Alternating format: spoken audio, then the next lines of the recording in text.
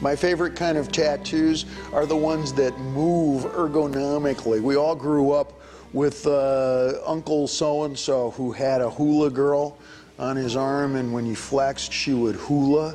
So my song starts, I got Elvis on my elbow, and when I flex, Elvis talks. I got a hula girl on the back of my leg, and she hulas when I walks. I actually have a tattoo of Elvis, but it's right where my ankle joins the rest of my leg, where my foot connects to my leg on the back. And when I move my foot up and down here, it's like Elvis goes, well, thank you very much.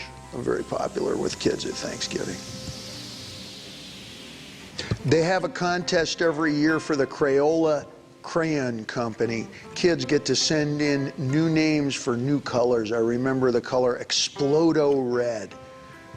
Great name for a color. I'm not even sure what color that actually is. I just know it's a great name. And Purple Mountain's Majesty.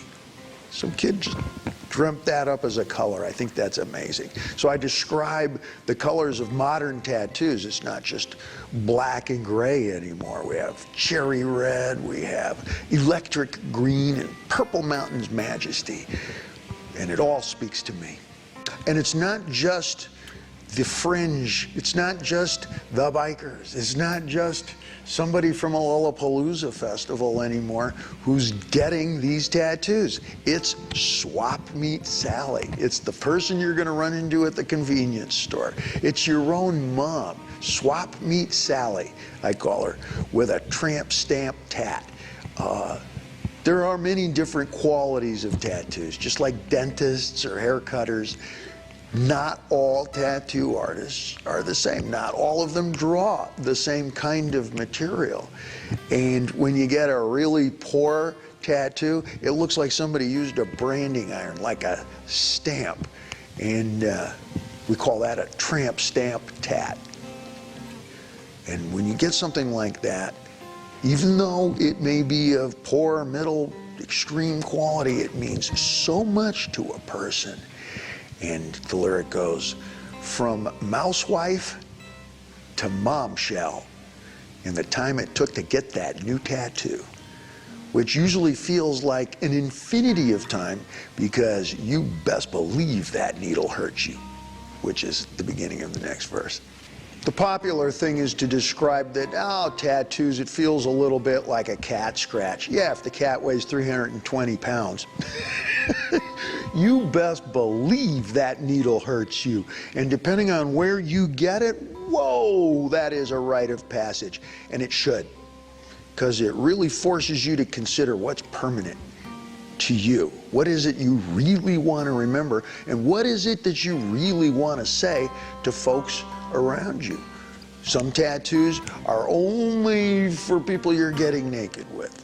Some tattoos are designed for virtually everybody else on the subway. Some tattoos are for personal meaning. You know, there's a lot of the fellas and gals who went through 9/11 and have tattoos in memoriam of lost ones, lost friends, lost coworkers, of the experience itself. So it's autobiographic, and that's perhaps the biggest fascination of all. Because even when you think it's not, that's when it really is. So not only does that needle hurt you, but it forces you to consider. And as the lyric describes, I think it's better to see these true colors than adopt one of your false virtues. Sorry, I promised no philosophy before happy hour. Let's continue. Not all tattoos, as I perhaps just described, are for fun or for flavor or for color.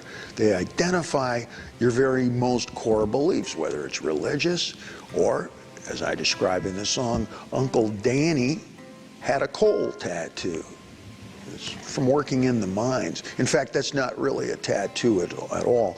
It's when the black coal dust, I think it's called the bitumen, gets so far into your pores that you can no longer scrub it out, or that if you could, you would rub your skin virtually raw. And pretty soon you start to have a kind of, it looks like a splotching effect It's coal tattoo, and it identifies very clearly what it is you've been doing for a living for a long time. And it describes how the number of his union chapter is on his shoulder, and he wears it forever. Uncle Danny had a coal tattoo.